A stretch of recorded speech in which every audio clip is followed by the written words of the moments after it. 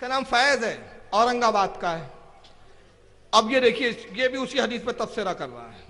تو کہا میں نے اللہ کے رسول صلی اللہ علیہ وسلم جب پیدا ہوئے تو اس کی خوشی میں اپنی باندی صوبیہ کو آزاد کیا تھا. اس کی ایک غلام تھی، لونڈی تھی. اس نے بھتیجا مجھے پیدا ہوا اس کی خوشی میں ایک لونڈی کو آزاد کر دیا تھا. ان کا طریقہ تھا کہ کچھ نہ کچھ صدقہ خیرات، اولاد کی پیدائش تھی تو اپنے بھائی کو بچہ ہوا تو ابو لہب کو خوشی ہوئی کہ بھتیجا ہوا مجھے، ایک لونڈی صوبیہ کو آزاد کر دے. تو کہا صوبیہ کو چونکہ میں نے اللہ کے رسول صلی اللہ علیہ وسلم کی پیدائش پر آزاد کیا تھا، بس اس دن مجھے رفاقہ ملتا ہے، اتنے دن ڈھیل ملتی ہے. سبحان اللہ، جب ابو لہب کو مل سکتی ہے تو پھر ہمیں کیا؟ نعرے شروع کر دو پورے یہاں سے. ابو لہب کو فائدہ ہو رہا ہے تو میں تو مسلمان ہوں. سوال یہ سب سے پہلا، یہ عباس رضی اللہ عنہ کا خواب ہے، خواب. اور یہ خواب آپ نے دور جہالت میں جب آپ کافر تھے تب دیکھا تھا. لیکن یہ بات تو ہے کہ کافر کا خواب بھی سچا ہو سکتا ہے نا، کیوں نہیں ہو سکتا ہے نا؟ سورہ یوسف کے اندر وہ جو دو لوگ تھے جنہوں نے یوسف علیہ السلام سے خواب پوچھا، دونوں غیر مسلم تھے لیکن دونوں خواب سچ ہوئے نا. تو کافر کا خواب بھی غیر مسلم کا ہو سکتا تھا، ہم وہ نہیں کر رہے. لیکن سوال یہ خواب تھا، خواب میں آپ نے یہ دیکھا، اللہ کے رسول صلی اللہ علیہ وسلم مہر لگائی کہ اس بھی ہاں بات صحیح ہے، ایسے ہی ہو رہا، چھوٹ دی جا رہی ہے. امام بخاری نے صرف روایت کیا اس کو، خواب کو. اس سے کوئی فضائل ثابت ہوتے ہیں، کوئی مسائل نکل رہے ہیں، کوئی اللہ کے رسول اٹیسٹ کر رہے ہیں، کوئی صحابہ کہہ رہے ہیں کہ ہاں ہاں یہ بالکل صحیح ہے اور ہمیں بھی چاہیے ہم لونڈی آزاد کریں.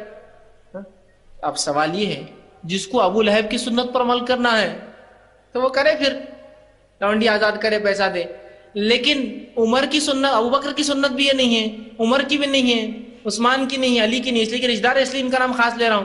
نہ حسن اور حسین کی ہے، نہ فاطمہ ہے رضی اللہ عنہ اجمعین، ان تمام کی تو نہیں ہے. کیا محقق ہے یہ لوگ، واہ واہ واہ واہ واہ واہ، مان گئے. وہ خواب ہے، پہلا تو خواب ہے. اس کے سمجھ میں آ گیا خواب ہے، امام بخاری کی سمجھ میں ہی نہیں آیا. خواب ہے کر کے لکھ ڈالا انہوں نے. اچھا دوسرا، پھر وہ جو خواب ہے وہ حضرت عباس نے دور جہالت میں دیکھا تھا. واہ واہ، ایسی یہی بل بوتوں پہ اہل حدیث بنتے ہو کیا یار؟ اسی بل بوتے پر. یہی وجہ ہے کہ چوزے مناظرہ نہیں کرتے، ان کو پتا ہے مناظرے میں اوقات پتہ چل جاتی ہے اپنی. یہ مناظرے سے بھاگتے ہیں، 10 بائے 10 کے دڑبے میں مرغے کی طرح اذان دیتے رہیں گے. اس کو لیں گے مؤذن صاحب دڑبے میں مت آئیے، مسجد میں آئیے. نہیں میں مرغا ہوں، دڑبے میں ہی اذان دوں گا، باہر نہیں دے سکتا ہوں.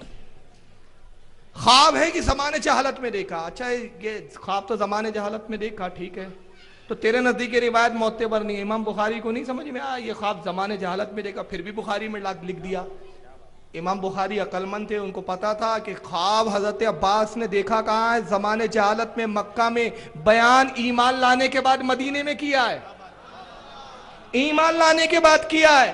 تو جب ایمان لانے کے بعد کیا تو خواب اگرچہ دور جہالت میں دیکھا گیا مگر شہادت مومن کی اور وہ بھی رسول کے چچا کی.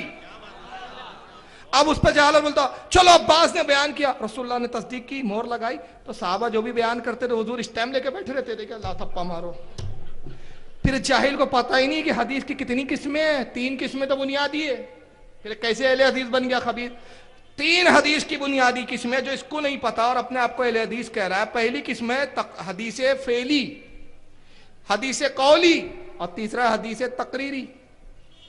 حدیث فعلی کیا ہے کہ نبی پاک نے کچھ کیا، کچھ عمل کیا، محدثین کہتے وہ بھی حدیث، سنت ہو گیا، حدیث بن گیا.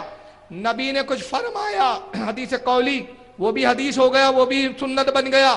اور نبی کے سامنے کسی صحابی نے کچھ کام کیا، کچھ بیان کیا اور رسول نے انکار نہ کیا تو وہ بھی حدیث. اس کو کہتے ہیں حدیث تقریری. حدیث تقریری بھی بولتے ہیں، حدیث سقوطی بھی بولتے ہیں، 2 نام آئے اس کے. تو وہ حدیث ہے، رسول اللہ نے انکار اس لیے نہیں کیا کہ وہ جانتے تھے کہ عباس جو کہہ رہے وہ سچ کہہ رہے، جھوٹ نہیں کہہ رہے. اگر جھوٹ کہتے اور اس حدیث کا اور اس خواب کی کوئی اہمیت نہ ہوتے تو رسول اللہ فوراً عباس کو ٹوکتے اور کہتے عباس جھوٹی بات کیوں کرتے ہو. مگر نبی نے خاموش رکھ کے اس کی تائید کر دی کہ یہ عباس جو کہہ رہے وہ صحیح ہے. اور اس کے بعد چڑھ گیا، کہا دیکھو اس سے صاحب کیا فضائل بیان ہوئے، نہ کوئی فضائل کا مسئلہ نکلتا ہے، کوئی نہ مسئلہ نکلتا ہے، نہ کوئی احکام نکلتے. اچھا اس کے پتہ چل گیا کچھ نہیں نکلتا. امام بخاری کے سمجھ میں نہیں آیا ایک غیر موضوع کی روایت جس کا کوئی فائدہ نہیں، جس سے کچھ نکلتا نہیں، وہ امام بخاری نے لا لی. تو دوسرے لفظوں میں امام بخاری نے بخاری میں وہ بھی حدیث لائی جو فالتو حدیث ہے. تو اب جاہل کا نہ اس سے سمجھنا اس بات کی دلیل ہے کیا اور اس کے بعد اس نے مذاق اڑاتے ہوئے ایک بات کہی. اب مذاق اڑاتے ہوئے کیا کہا جب ابو لہب جیسے کافر کو انعام مل سکتا ہے تو جو نبی کی ولادت کا جشن منائے مومن ہو کے اس کو کتنا انعام ملے گا. نعرے لگاؤ, نعرے تکبیر, ہو گیا. یہ چھچورے پنے سے کچھ حل نہیں ہونے والا. یہ کسی سنی بریلی نے نہیں کہا. جاہلو پہلے دیکھ تو لو کس کس نے کہا ہے. پہلے گریوان میں تو جھانک لو, اوقات تمہاری کیا ہے مجھے پتا ہے. کتنی کتابیں تم پڑھتے ہو اور کتنا بولتے ہو. مطالعہ رتی برابر نہیں ہوتا ان کا.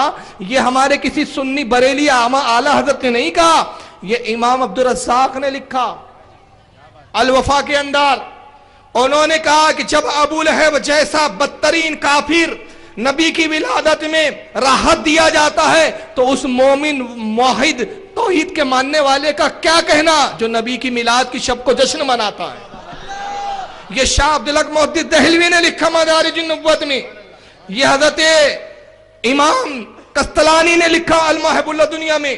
امام زرقانی نے لکھا شرح زرقانی کے اندر. یہاں تک کہ ابن کثیر نے لکھا, اور 2 صفحے تو میں دکھا دیتا ہوں. ایک دلائل النبوت کا نسخہ, امام بہقی نے دلائل النبوت میں وہی جملے لکھے. یہ جلد نمبر 1 صفحہ 126 ہے. وہی روایت لکھی اور اس کے بعد وہی انہوں نے تفسیرہ کیا. اور دوسرا اگر آپ صفحہ دیکھیں تو تھوڑا سا چوک جائیں گے. ایک کتاب میرے پاس موجود ہے, یہ نام ہے کتاب کا مختصر سیرت الرسول, اور اس وقت ہاتھ میں ساتھ میں بھی لایا ہوں. کہاں سے چھپی ہے؟ سعودیہ سے, ہم نے نہیں چھاپا. کس کی لکھی ہوئی ہے؟ محمد ابن عبد الوہاب النجدی کے بیٹے کی. اس کا نام عبداللہ تھا. اس نے بھی اس روایت کو صفحہ نمبر 11 پہ لکھا, اور یہ انڈر لائن کیا ہوا جو آپ کو دکھ رہا ہے اس میں وہی تفسیرہ کیا. قالا ابن الجوزی, کہتا ہے امام ابن الجوزی نقل کرتے ہیں کہ جب ابو لہب جیسے